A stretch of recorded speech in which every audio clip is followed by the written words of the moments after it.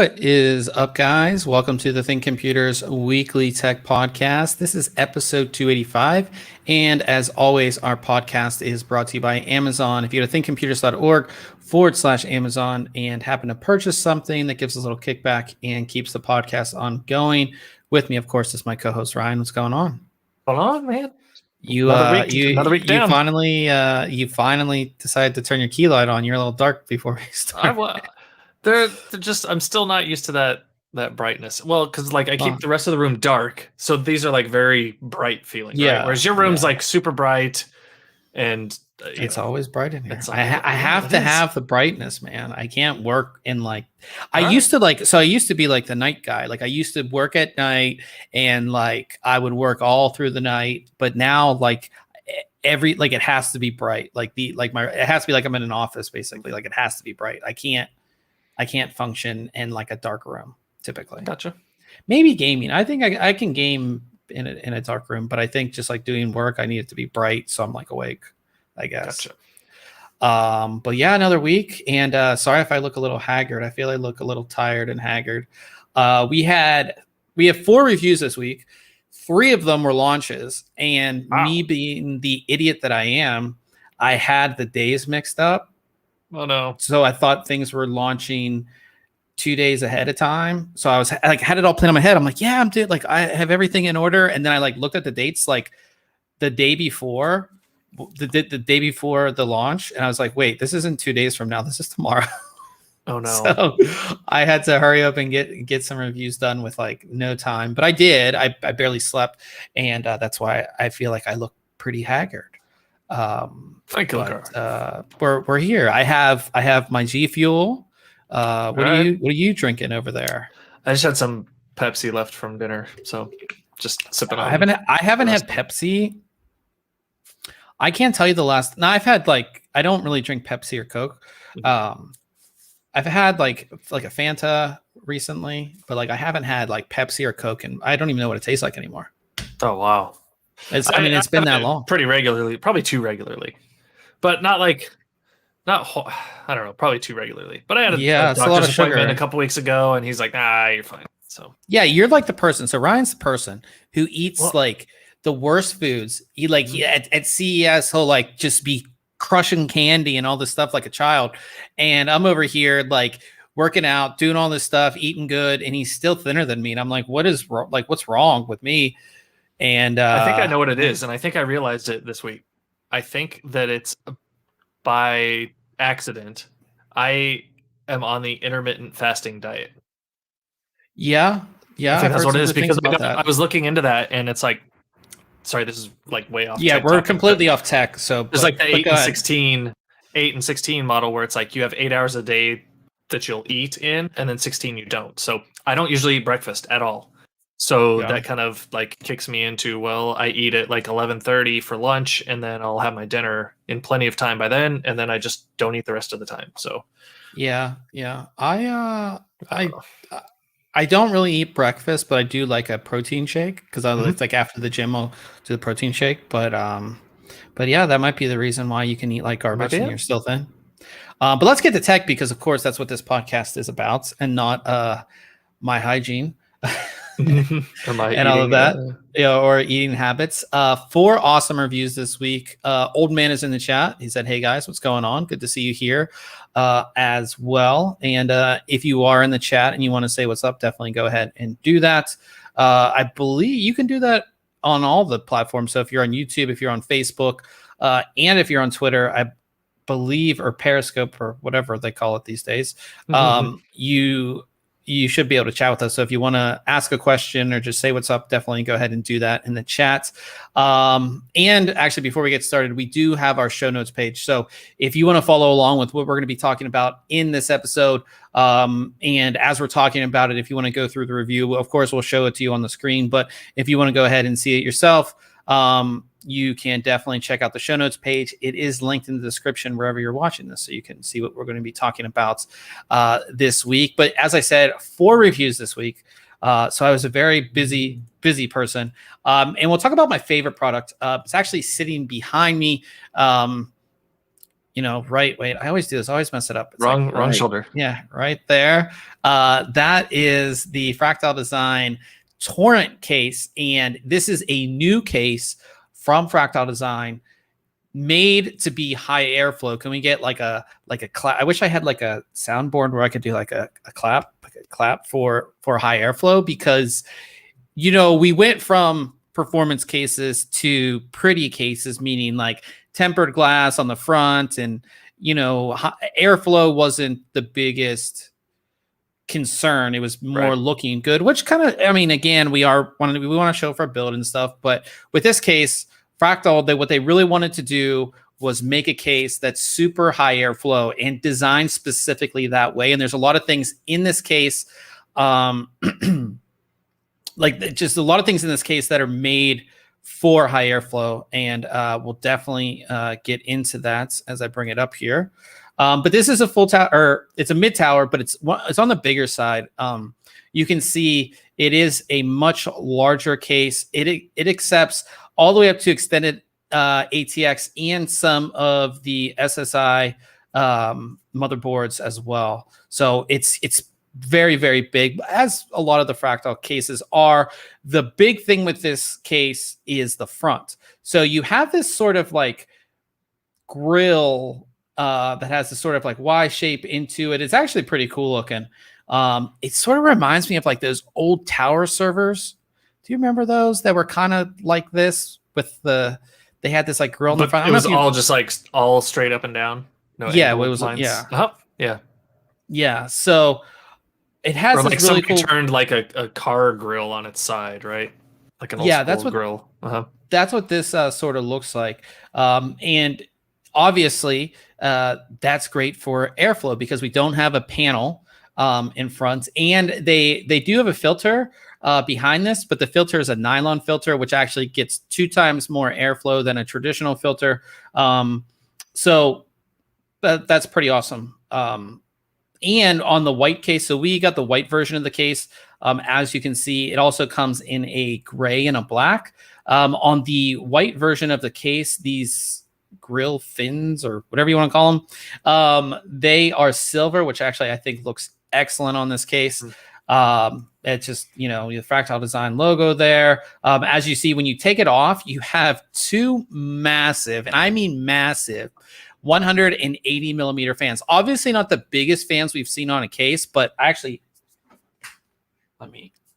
here. Yeah, we've seen some cases with 200 millimeter fans, but those are comically large, but that is huge. These are like thick boys. Like these are thick fans. These are their new fans too. And basically they're made for great airflow, obviously, but they're very quiet as well. And those are on the front right there. We actually replaced them. They actually make RGB ones, which they sent us, which you can kind of see behind me. Yep. But the default case will ship with 2 of those. So you have great airflow into the case from the front.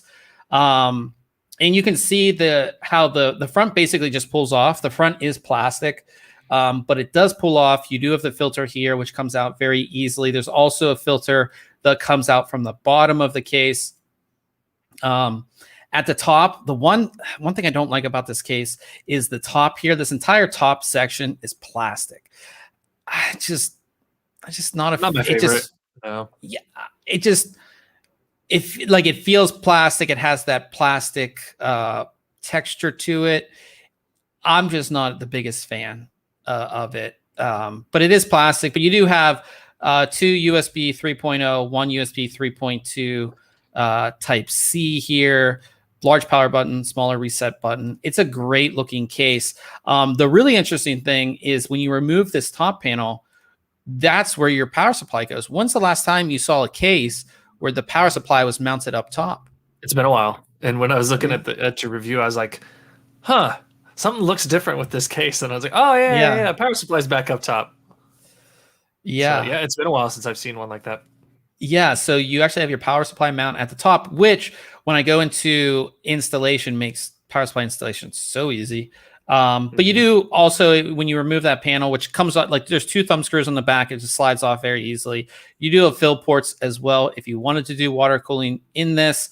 Side panel, probably one of my favorite things on this case is the side panel. No screws. It just basically just comes like you just pull on it and it comes right off. You can take it off with a single hand. It doesn't fall because it's kind of like latched on at the bottom. So you have to pull it off the case and then pull it up. I think by far Fractal has been the best when it comes to their side panel design. They've been doing it for a while. They've just made it so, one, when you look at the case from the side, it just looks like it's clean. There's no handle or anything like that. But they also make it so you can easily pull it off. It doesn't scratch up your desk. Like, it doesn't fall when you release the top latch, like any of that stuff. Yeah, I love their like ball and hole. I don't know what you call the mechanism to keip it in. Yeah, but it works so well. It holds it sturdy, but it's not impossible to get off either. Yeah, it's really nice. By far, on probably the cases their past 3 or 4 years, one of my favorite features, because there's been so many times where just like the screws on the side panel, there'd be 4 on the panel. Those look ugly. We've seen other implementations that aren't good. Or when you have a design, once you release the panel, it falls and it scratches your desk up. You don't have any of that. Other side is just plain white. Just your normal. That is a steel panel though. And then we'll go to the inside, which I think is pretty exceptional. Since we don't have you can see the power supply mount is up top here. We have room for fans on the bottom here, and this ships with 3 140 millimeter fans as well. So a total of 5 fans. So you have 2 180s in the front and then 3 140s in the bottom, which is pretty awesome. Great airflow going into the case.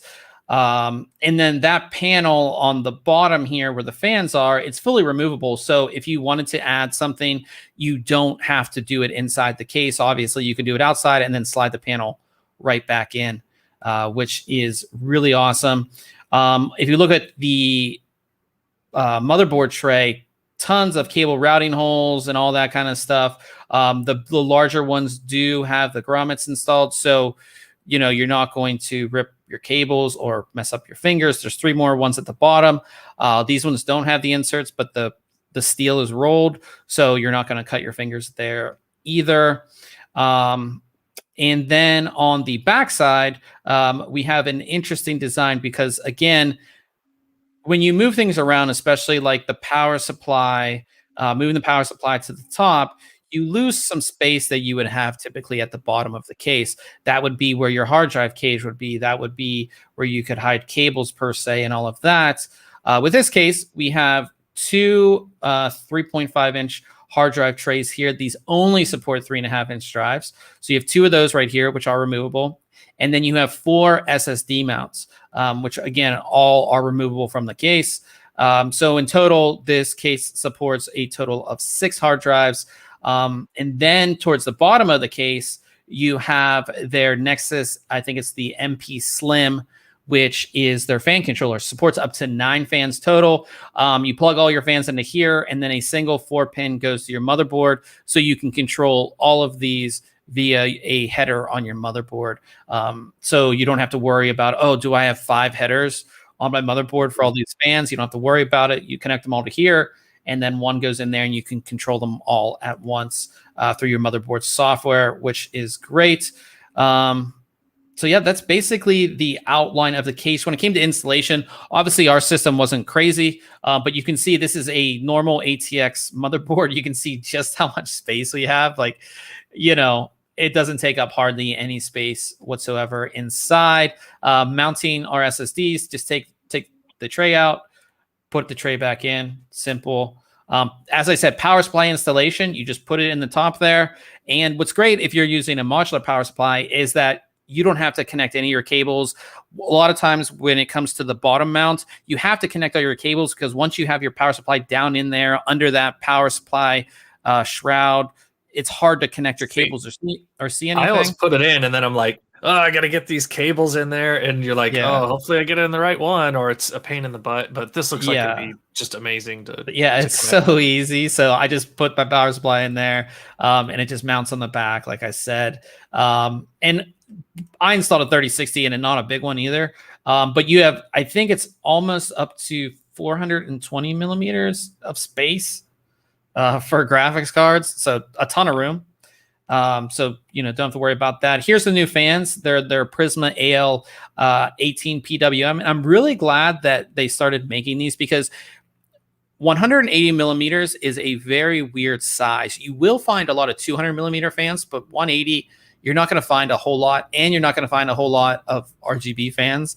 So it's great that they make these. So these went in no problem. Just took the old ones out, put those in, and just wired everything up. And the only problem with this case, or one of the problems that I didn't like, is there's nowhere to like hide cables per se. Because I can hide them back here, but like doing it neatly and efficiently is a little hard. So you basically have to kind of put them in this. There's channels here. That's like the only place where you can really put cables. You can kind of put them down here, but you typically have that like hard drive tray that's like down at the bottom here, and you can just like shove everything in there. That's me, the lazy person that does that. You don't have that here. There's more than enough room on the back side of this motherboard tray to hide cables, but you have to do it in a manner that they're like more flush against the side. You can't just like shove them, which I like to do. But overall, like, I mean, if you look at the other side of the build, I mean, it's super clean. Yeah, it's pretty clean. But the only, I do have to say too, like a lot of Fractal Design cases, is that this is dead space if you don't have a extreme build. Yeah, a lot of times you'll see like hard drive bays in there, right? With like the Define series. Yeah. It's just dead space. This is a normal ATX motherboard. So if you're not doing a larger motherboard or some kind of, you would have like water cooling or something there, it is dead space.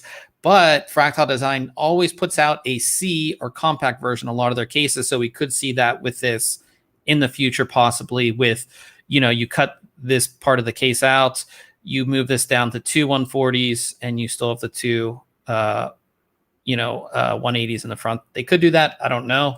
But that's a possibility. But I said, this case looks excellent. I did mention that there is some RGB lighting on the power supply, on the power supply mount. I think it actually adds just a little bit of, it's a 3-pin. And I was wondering if that's what that was. Yeah. 3-pin addressable. So it just connects to your motherboard. It's better than the windows we've seen on other cases to show off your upside down power supply sticker or something, right? Yeah, I agree. Can you mount fans at the back?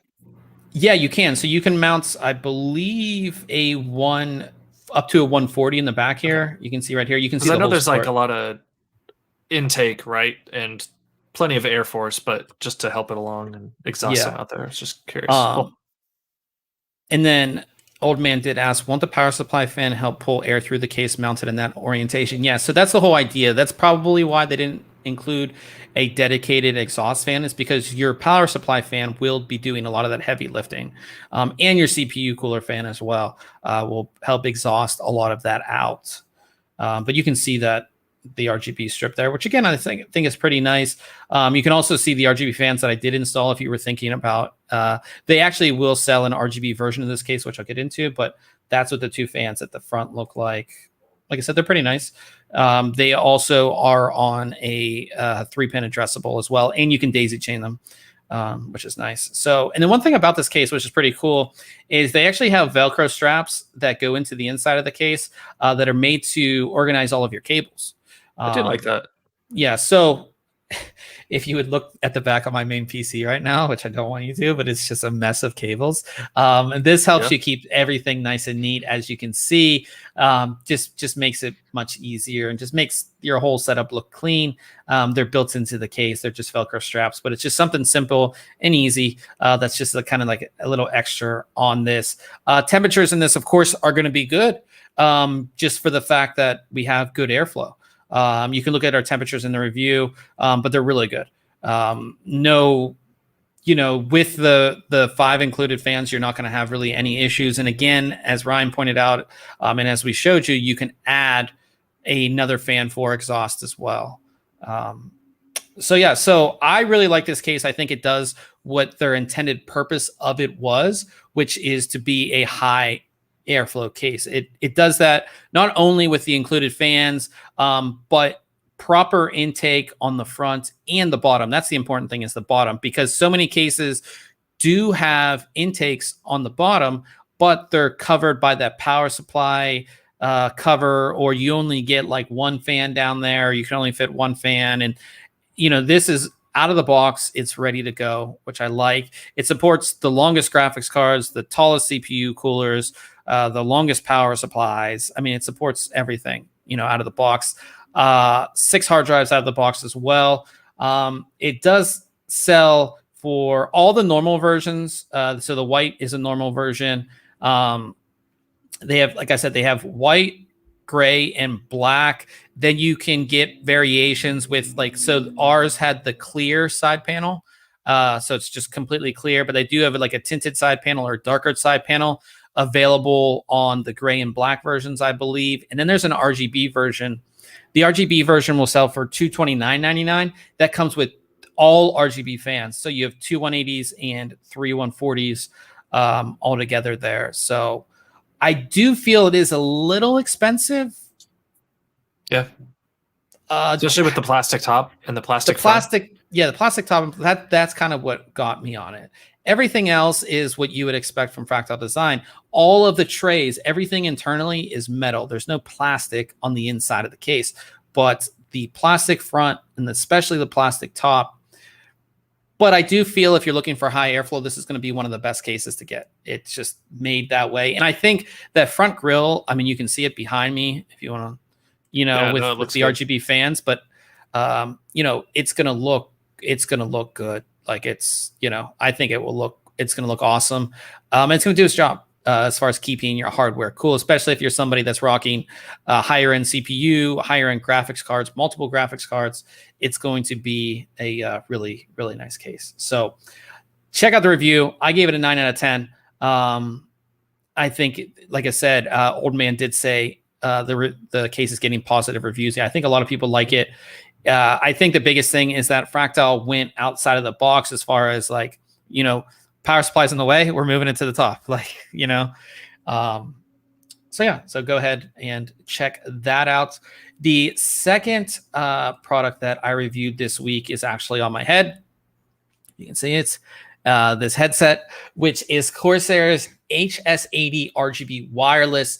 This is a wireless gaming headset, part of their HS series, which I think came out in 2017, 2018 originally, but they changed up a bunch of stuff. One of the bigger things is that this uses their Slipstream wireless technology. This is the same technology that's in all of their other high-end wireless products. So their wireless mice, their wireless the keyboard headsets.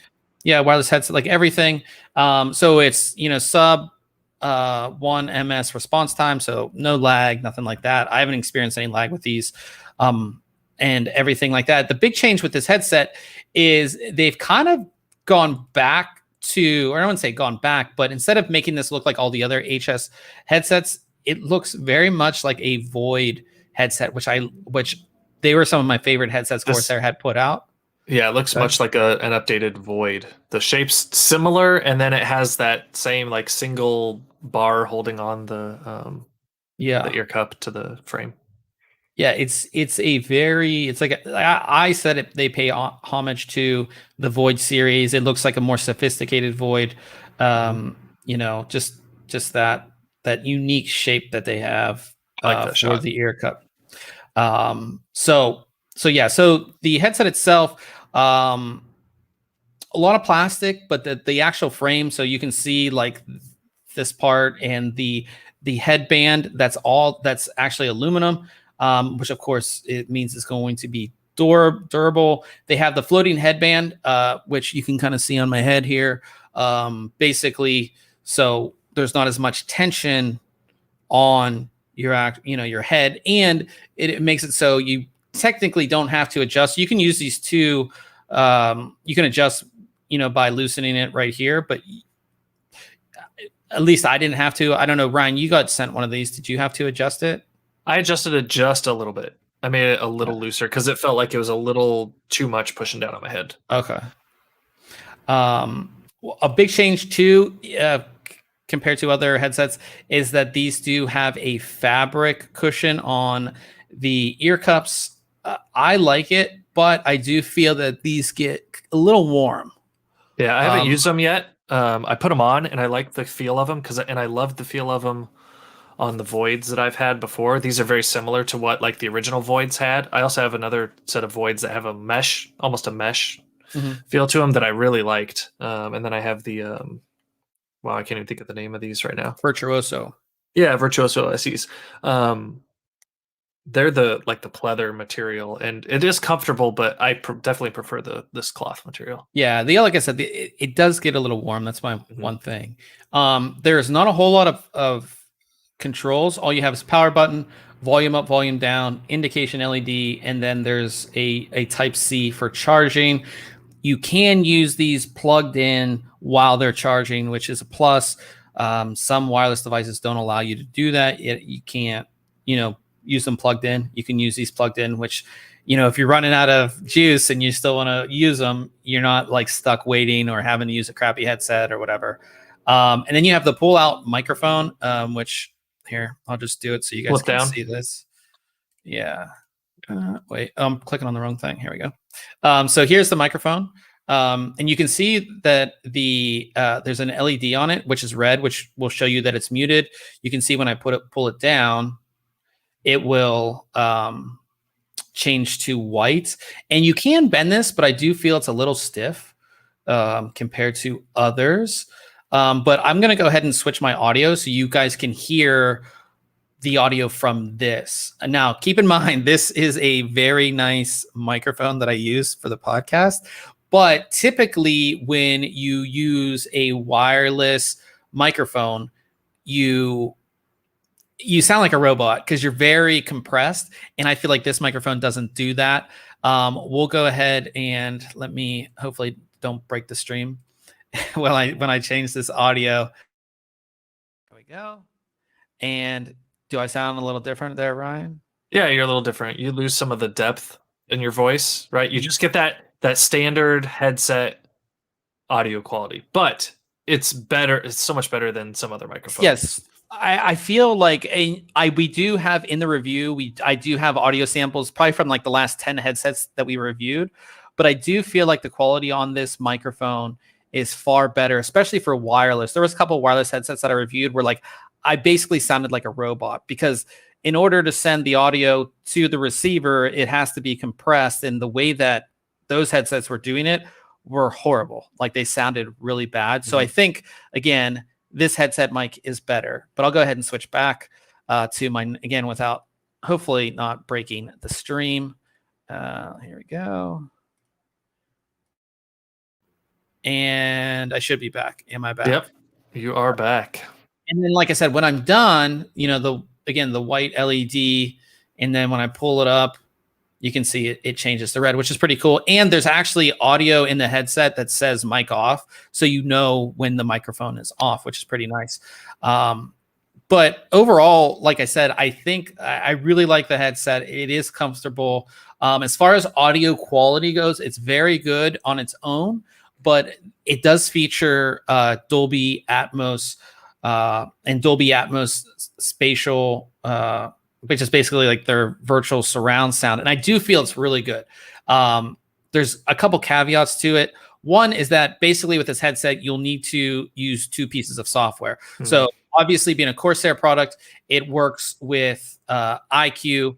So, it will show up in IQ and you can change the RGB effects, which I didn't show you guys, but you can kind of see the RGB on the side there. It's on each side. It's not much. It's just a little logo. But that's kind of what you get there. And of course you can control that in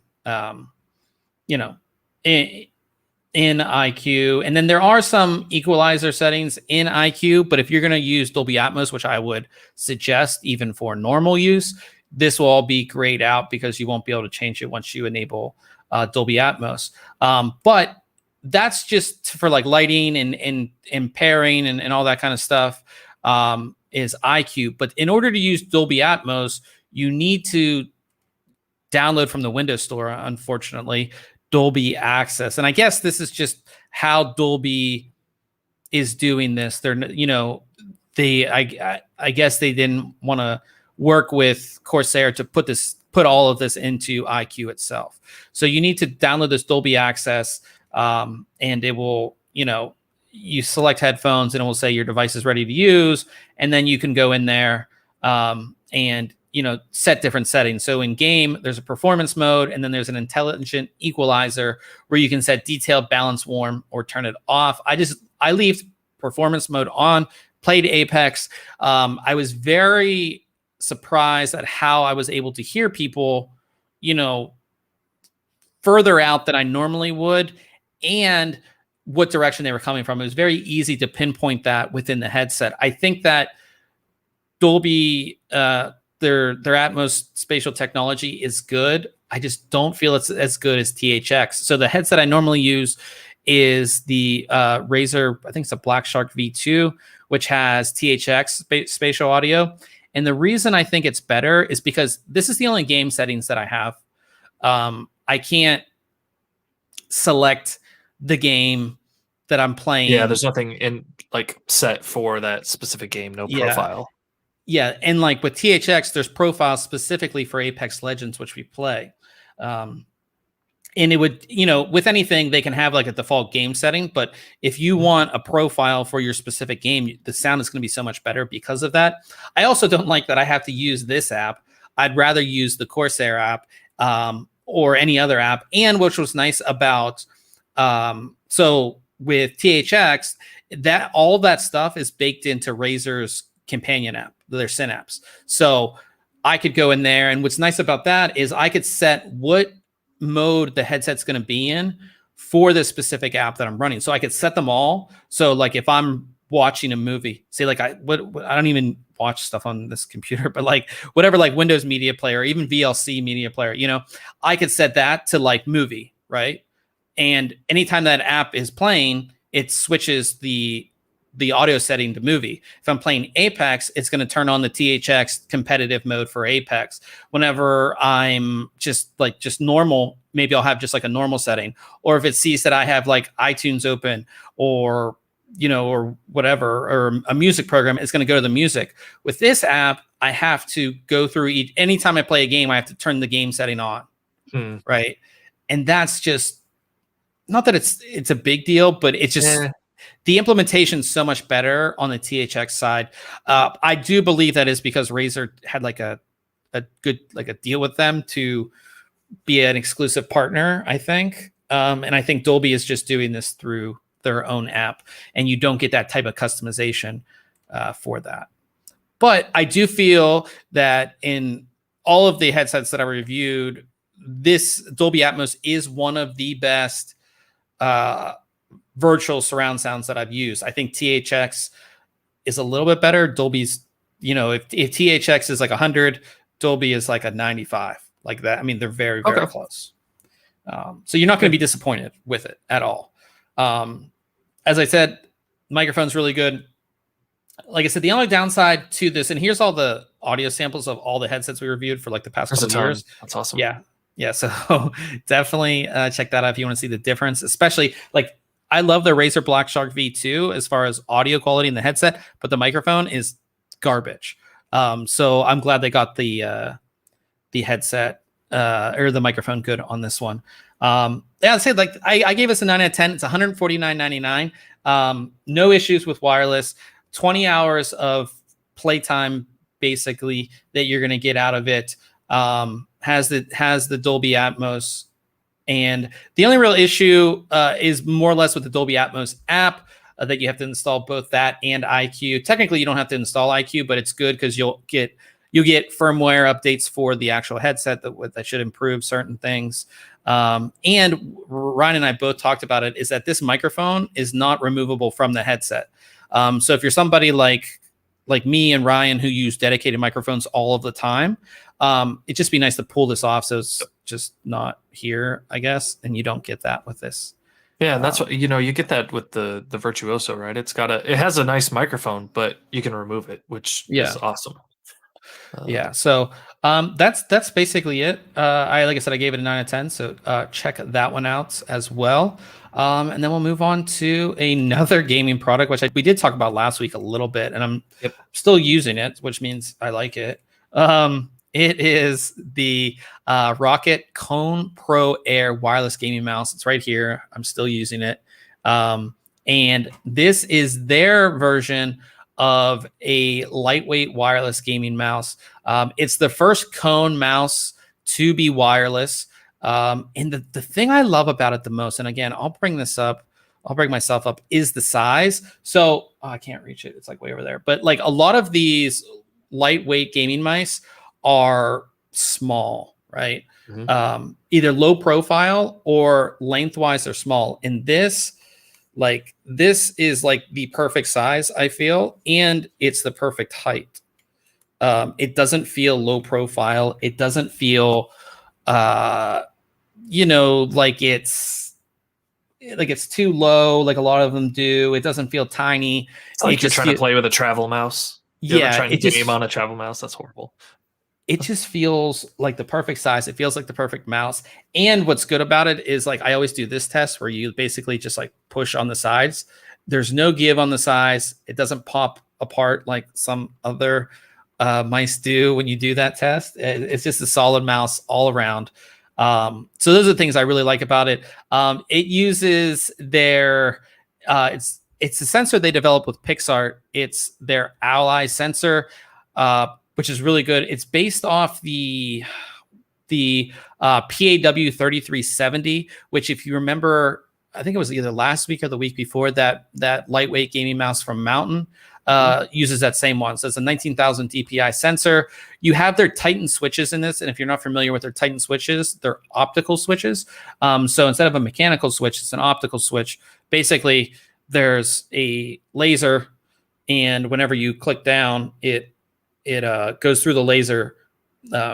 It's more accurate. If they feel really good and responsive. And one of the coolest things about this mouse that I did talk about last week a little bit is the RGB lighting. So what they've done is they've made the end of the mouse a little transparent, so you can actually see like the honeycomb shape of the shell of the mouse. And you have two RGB LEDs, one on each side. And it's just so different from any other RGB lighting that I've seen on a mouse. And it just works. It just works. Well, usually it's like on the palm, right? And you're covering it up most of the time. So this is like, your finger's on these glowing buttons, which is, it's pretty awesome. Yeah, it's very cool. Like I said, that's one of my favorite parts about the mouse. But performance-wise, it feels great. It slides good.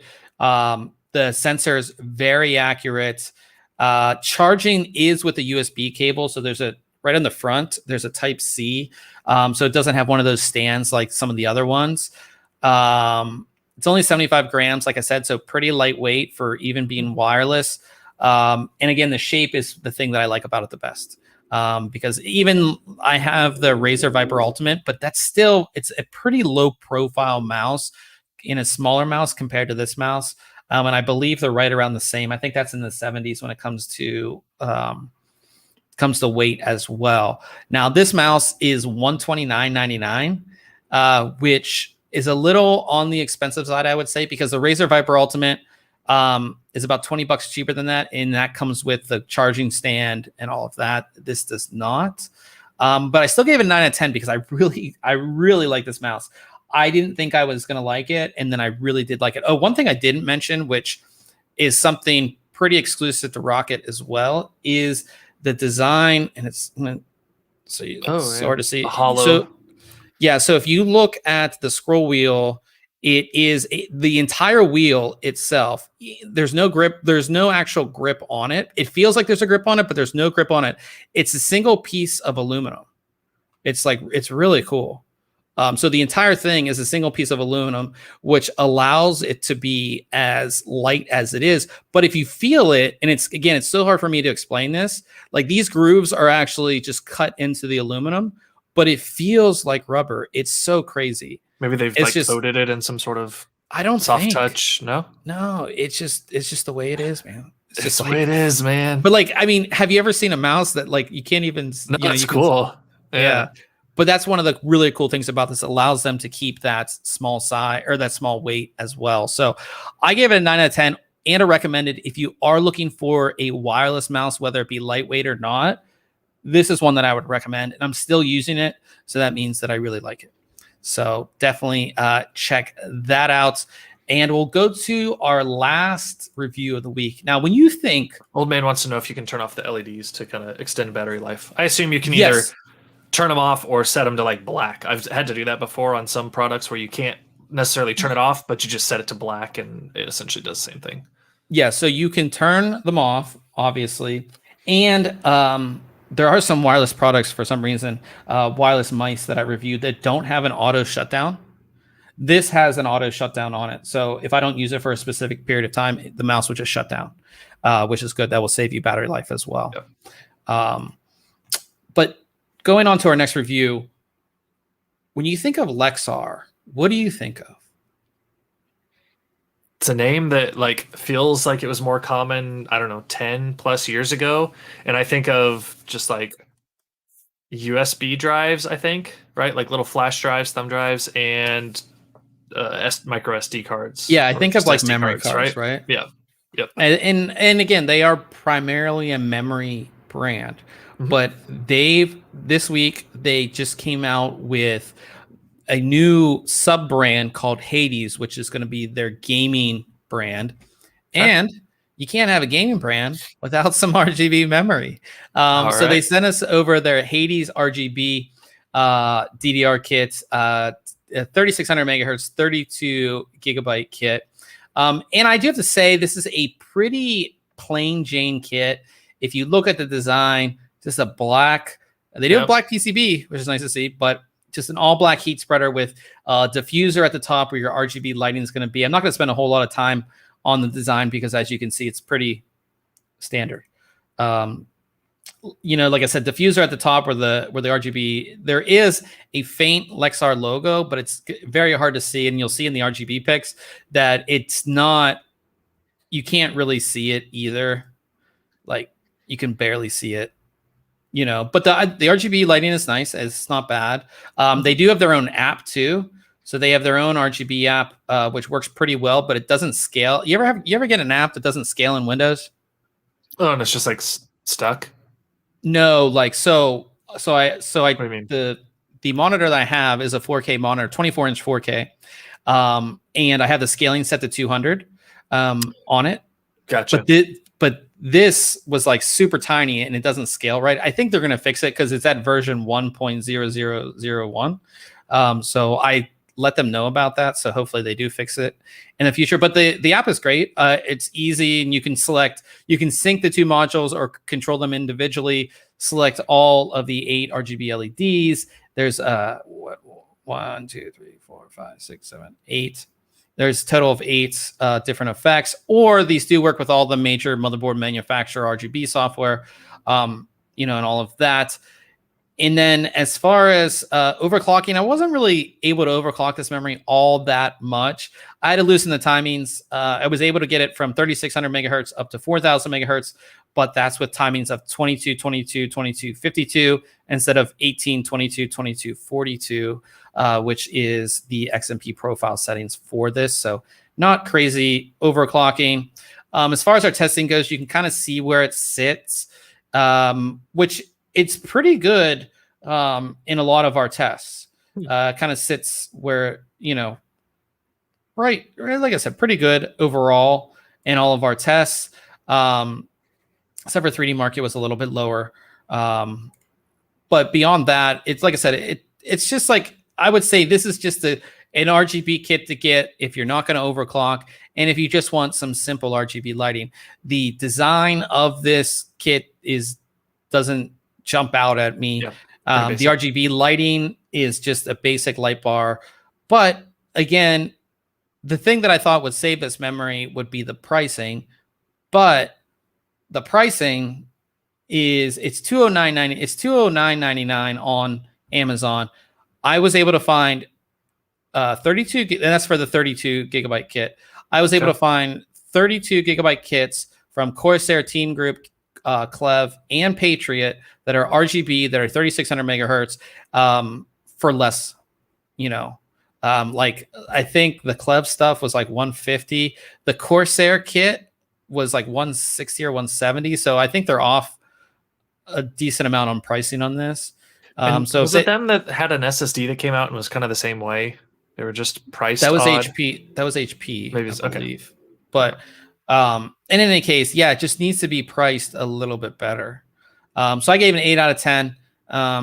It's just not priced aggressively enough, and the design is just very, very basic. So that's the Lexar Hades. So maybe we'll see more from this Hades brand. Again, Lexar makes a bunch of different products, so we'll see if we see more than just memory and maybe some SSDs. We'll see if we see some other stuff from them as well. Yeah, so it'd be cool. It looks like they make some non-RGB. Yeah, they do. They have a Hades, the normal version, Hades, as well. Cool. So, but talking about really cool stuff, and I saw this mod maybe like 3 months ago or something like that. And I finally decided to feature it, even though we don't have a ton of pictures of it. There's more videos than pictures. But this is done by the guys over at BitTech, Project Ensis, I think it's how you say it. Scratch build, some of the best RGB lighting that I've ever seen. This is probably the best scratch build that I've seen all year. And it has all my favorite things, like the RGB lighting, the frosted tubing. It has everything that I like. And you can kind of see just the RGB. I mean, and this is all custom built. This entire frame, everything is all custom built. The RGB lighting in the frame is all custom put in there. Everything is machined, custom. It's just all, it's so, and I mean, even like if you look at how they did the wiring for the power supply, you can see the end, it's the amount of detail. So much work and detail. Yeah, in this build is excellent, and how they, were able to make custom lighting, but program it and do everything, it's just excellent. I can't find really anything wrong with this build. Just can't. No, it looks good. And some of the color choices and combos that they went with are pretty awesome on their images. And I like some of those pictures where, like that one you just showed, the green, like it didn't have the tubing there yet. Yeah. Right. So it's like during their build process. Yeah, this thing is awesome. Yeah. It's not one that's like usually a big fan of the scratch build, just like abstract art looking systems, but this looks cool. Show that back with it. Ports, like top right here. Yeah, I mean that's all custom built. Panel, that panel, and like the way the video card ports, like it's one piece, and they've. This is awesome. Yeah. The amount of detail I would. So we have this 600 hours. Yeah, 600 hours Holy that went into this. You can go through and see like all the machining work in this that's been done. It is just excellent, and all the stuff that they've done. And there's like a whole series that they've done on this, not just this sort of time-lapsey one. But there's a lot more. They have like I said, they have a whole playlist for this build. If you want to check it out, it's excellent. They're one of the few websites that like really has a good modding community. Alex over there, he does a great job with all their modding stuff, and they really, like I said, there's not a whole lot of communities like that on the internet, so it's just great that they're able to do stuff like this. And just but you can see here's the what you were talking about, the rear panel IO and how they were able to make it. That's just crazy, but you can see it. But That's so much work and oh my gosh. But I mean, it turns out it's amazing. Like I said, would you want that? Like, here's some of like the like that cabling up close. That's crazy. I wonder how much that thing weighs. Probably a lot. Probably a lot. Yeah. But I mean, to have this sitting on your desk, and I believe all of the lighting can be controlled through Corsair's IQ, which is pretty cool. I don't know. I guess they were able to. So do you think they made just modified some IQ strips or something? No, I believe they integrated them in. I don't know. They could have done that, or they could have got the same controller that IQ uses. Mm-hmm. Because Corsair doesn't own the controller that they use. It's an RGB controller. But I believe that's how they control the RGB lighting, which is pretty cool. But like I said, check out the videos. If you're into this build, definitely go ahead and check out the videos. It's worth checking out. This is, like I said, we do our best case mods of the year, and I think this is going to be very high on the list for sure. So go ahead and check that out. And that brings us to news. And we don't have a whole lot of stuff, but we had some pretty big stories this week regarding graphics cards. The first one has to do with mining, and NB Miner, which is a miner for Ethereum.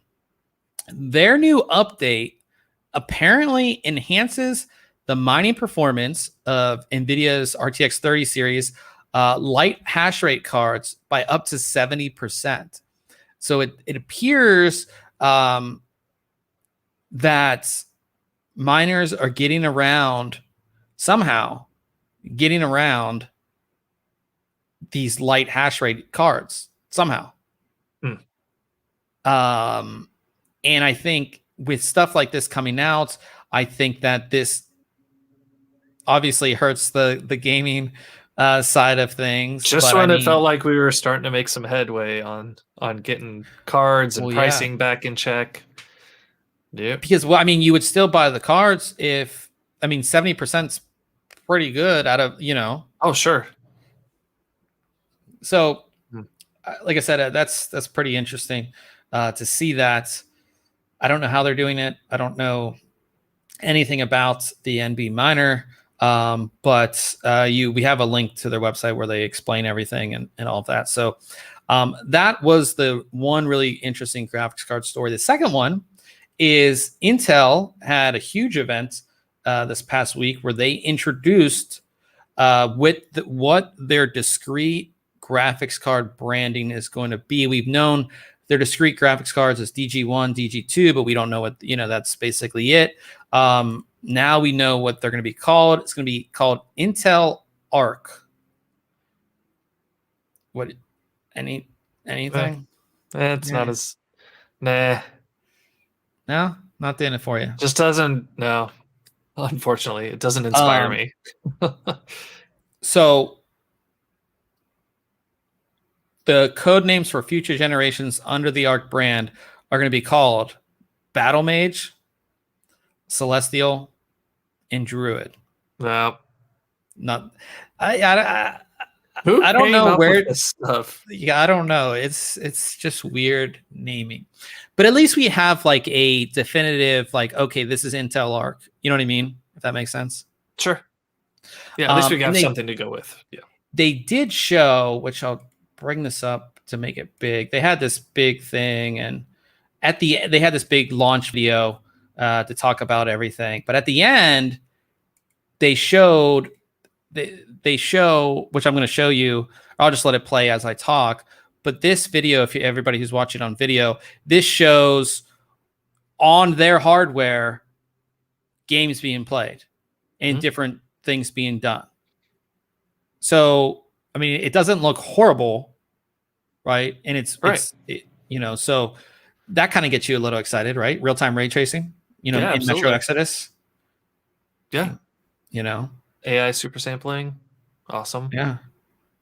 So okay. Yeah. Okay. It's better than nothing, I would say. Mm-hmm. You know what I mean? But part of this, it's better than showing us just like esports titles looking smooth, right? Like you're like, okay, why didn't you show us anything more advanced? So no, this is good news. And I believe, actually, let me bring that back up. I believe they said they'll get more information, more specifics arriving later in 2021. Or Alchemist products, which is the first product line, will arrive first quarter of 2022. So as I've said multiple times, CES time, January. Yep. So that should be exciting to see. So you have that, and then of course this was like a big event. This was like an event that they held, that Intel held, and they had their drones, and we've seen these. Were they at the Super Bowl one year? The Intel drones.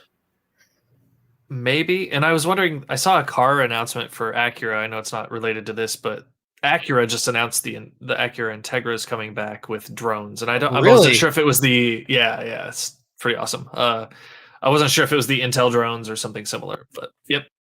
Yeah, so at this event, and I saw some of these on social media for people who were at the event. And I was like, just like the whole vibe of this event that I saw on this person's social media, I was like, yeah, this is like back in the day when like companies spent a ton of money on party, and like the .com era were like, they had these crazy parties, and then 2 years later the company was like nothing. That's the vibe I got from this. Funny. But they had these drones kind of do some cool stuff, and one of the things they did was show this in the air. Awesome. Which is this what the card's going to look like? I'm guessing it's going to be pretty close. I mean, there's obviously so much detail that you can get out of drones, right? Yeah. In the sky and everything, and people being able to tell what it is. But I wouldn't be surprised if we get kind of a boxy Radeon looking card, right? That's an Intel thing. Intel's not good on design. Right. But they're going to have somebody do something. Yeah. But yeah, I mean, they'll partner with AIBs, I guess, for an aftermarket card, probably. But yeah. So if that's what we could see from them, that's what it's going to look like. Possibly, that's what everybody's saying. But that, like I said, that was the big announcement from Intel. So again, if you're looking, again, the discrete graphics cards for consumer are going to be called ARC. So pretty cool, I guess. And then this interesting picture came up along with details proving that it is what it is. And this is from, I guess, years ago. But somebody posted this picture of this weird looking card, which again only has one HDMI port on it. It's supposedly a Sapphire Radeon RX 570 mining card that features 2 GPUs and 16 gigabytes of RAM that we have never heard of. So this is a mining specific card, or just a dual GPU video card? I think it's a mining specific card that I guess maybe was like sold under like to like, I don't know. Nobody knows. Somebody just posted like 10 of them, and somebody found a picture of one or found somewhere. But like, if you look at it's showing, multiple GPUs, and like it does kind of make sense. There was another picture I saw somewhere else. Wasn't it Tech Power? I think I read Tech Power Up's part of this, and they're the ones that make GPU Z, right? Yeah. So I saw that they it just recognized it and showed the multiple GPUs, which was kind of crazy. Yeah. But it's like, we hear so much of mining now, but we never thought there's specific mining cards now. But we never this is just something that like maybe this was sold in like the Asia Pacific region, right? For those big mining farms that we talk about, right? And like it just wasn't really known or something. But it's cool to see because again, we see these like cards that like nobody knows about. I mean, this is obviously one of them. Tall card too. I mean, it sticks up quite a bit past the normal height. So like you would expect to maybe see this outside of a case, just in the open, like a lot of those mining rigs. And you would think because like this is probably part of because again, it's not all that big, right? And you'd have your GPU. And I think it's hard to see, but if you look right here, there's a heat sink there too. Yeah. Is that over the memory? Because like there's not a whole lot of room for memory and power delivery on this board. I mean, they have to be like because there's 8 gigs of RAM somewhere, 8 gigs of RAM somewhere, and then the power delivery is somewhere, and this card's not all that big. Yeah, it could go along the top there, maybe. Yeah, so that's what you kind of see. So very interesting, pretty cool to see. So yeah, that's a little going a little past there, but it is, like I said, very, very cool to see. Another thing, so last week we talked about Gigabyte, over 100 and some gigabytes. What's funny, gigabyte, 100 and some gigabytes of data that was hacked or stolen from them, and people have been going through all of that data. And one of the things people found in that data is information on an AMD EPYC Zen 4 CPU. Their EPYC is, of course, their server base part that has 96 cores. And it's all detailed in all of this. Wow. And and I assume there's going to be a lot more leaks coming from this hack as people go through the information, or find the specific information. 96 cores. Yeah. So yeah, that's pretty cool to see. Again, we don't do a whole lot with server stuff, but I mean, just to think of 96 cores, a single socket. And then you add in multi-threading. Yeah. And it says population identical memory per capacity per channel across all 12 channels of memory. That's all. 12 memory channels. Just 12. 96 cores, 192 threads, 320 watt TDP. It's going in a data center. It's fine. Yeah. And it says peak power consumption for the high-end SKU noted as E might reach 700 watts. That's crazy, but it's a server. So, but yeah, just interesting to see what's all going to come out through this hack. You know what I mean? 700 watts is so much heat to dissipate. Yeah. Yeah. Old man did say about the Intel stuff. I'm not looking at the chat, but he said, I predict a lot of Intel cards in pre-builds. At least they can get enough produced at a competitive price. Yeah, and I think they can do a deal, right? Where like if you put our GPU in here with the CPU, we'll give you a bulk discount on specific things. And they already have the deals with all the vendors for their CPUs already. So the relationships are already there. They just have to get people to want to use the GPUs. And I think with enough money or discount per se, they'll be able to do that. I think would be pretty easily be able to do that. So yeah. What else do we have? Oh, so Inwin introduced a new version of the 309. I reviewed the 309 last year, maybe the year before. It may have been before that even. Yeah, I think it was. Actually, I could probably look it up. Hold on, let me look it up. Because I do remember reviewing it. Was it the 309? Yeah, it was. Okay. I reviewed the 309 in January of 2020. Okay. Year and a half ago. Yeah. Oh, that's why. That's the reason it was in January, is because I had this case in 2019, but they had this and the front panel. The front panel had issues. I remember that. And then we went to CES and I reviewed it after we came back from CES. That's what it was. But in any case, they have a new version of it called the Gaming Edition, and they've changed some things. They have new fans, which I think the ones in the older case looked better. But they do have their new fans in here.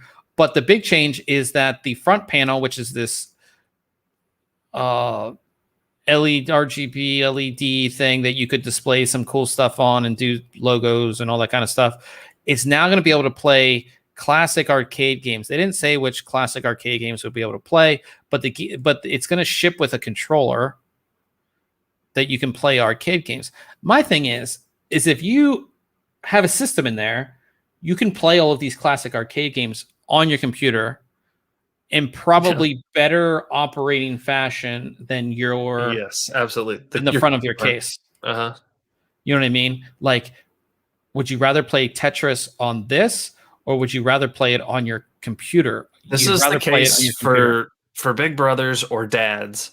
and the kid or little brother wants to play with them, and you're like, all right, here, take this controller and play on the front of my computer, right? Yeah, that is true. That's very That's what true. this is for.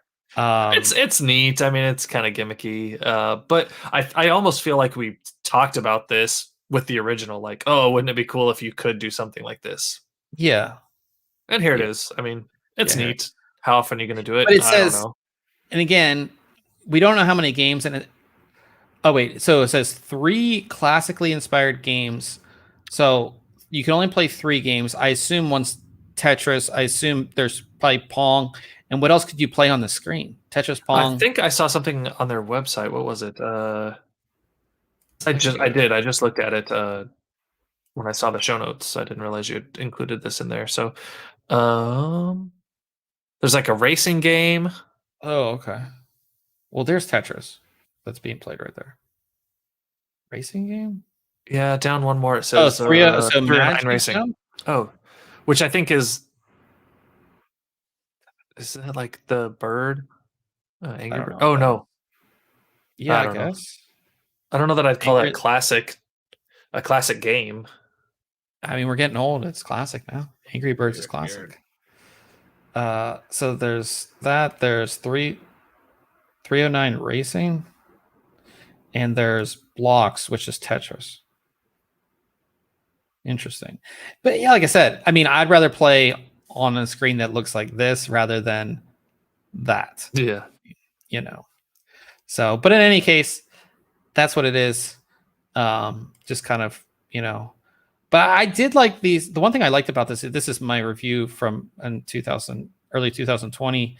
I'm pretty sure I have the pictures of the fan. I did like the fan. Liked the frame. See, I don't like the frame on those. Yeah, I did like those, especially because you could do some really cool effects with it. That's what I liked about the case a lot. But yeah, that's new from Inwin. So go ahead and check that out. And then our final story to do with the world around us these days is that a new keyboard has come out that it's the first fully waterproof, fully like you can dunk it in water, you can put bleach on it keyboard. And I see this being a good thing. I mean, if you go into an office or you go into all the nurses at hospitals, they have keyboards, and a bunch of people are typing at the same keyboard, and with the way the world is now, this is what you need. So this is called the Seal Shield. This looks like a normal keyboard, but 100% waterproof, fully submersible, washable, and bleach safe. So at night they could go in and basically fully clean these and put them back out for the morning.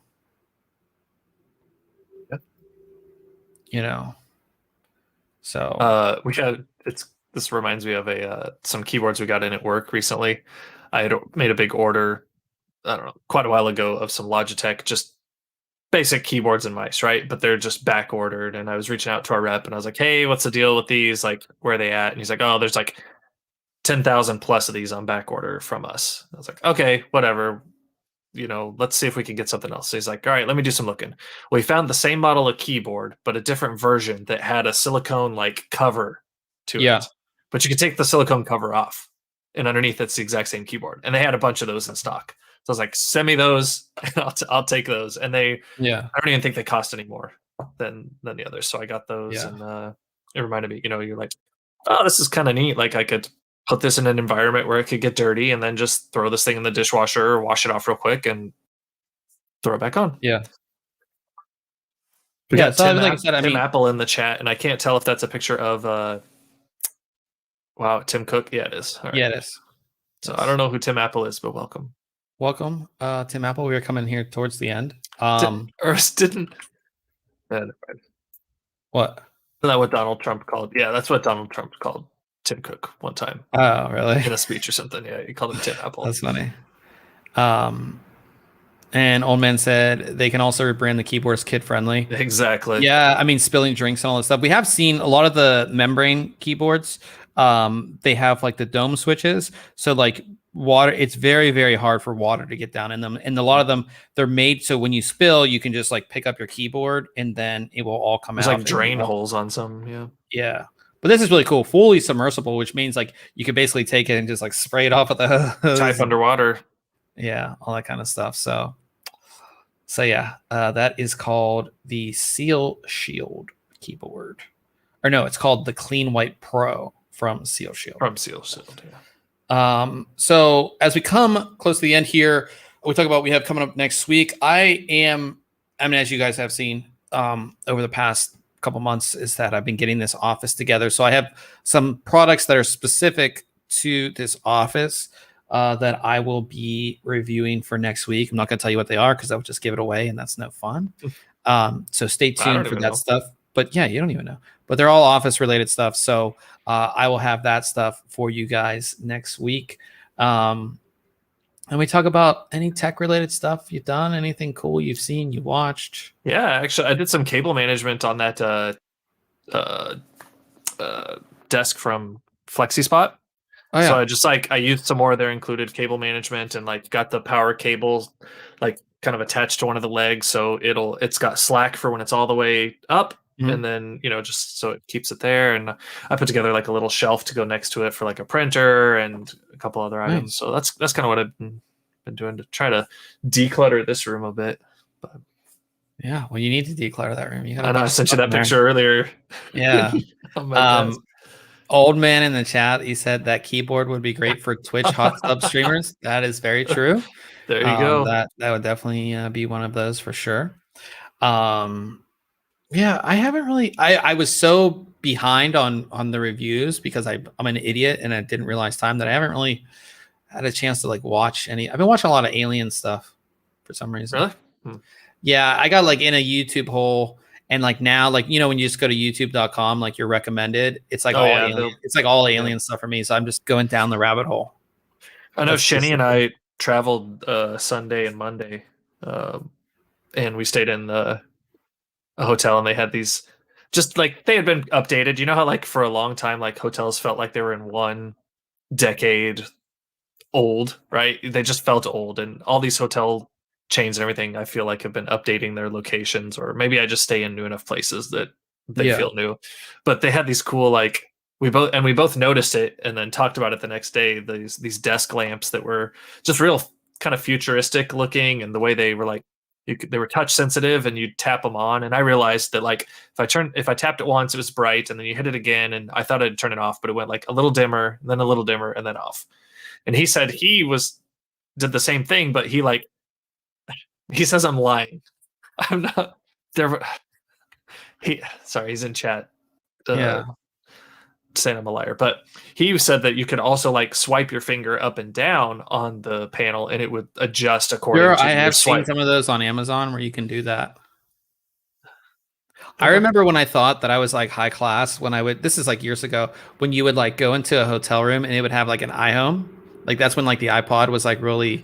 Oh, they had the speaker and you're like, oh, I can put my Yeah, I can put my iPod on this because it's an iHome. Like, man, I made it because I had moved past having an iPhone, and I was like, oh, they're just catering to their Apple customers, and this is BS. But yeah, no, you see a lot of tech is going into very affordable things like that touch, the swipe gestures, and there's a lot of stuff that you see on Amazon. You're like, how is this thing like $25? And it has like a bunch of different things. This would have cost $100 3 years ago. Yeah, there was a lot of like LED lighting and just accent lighting in the room that was.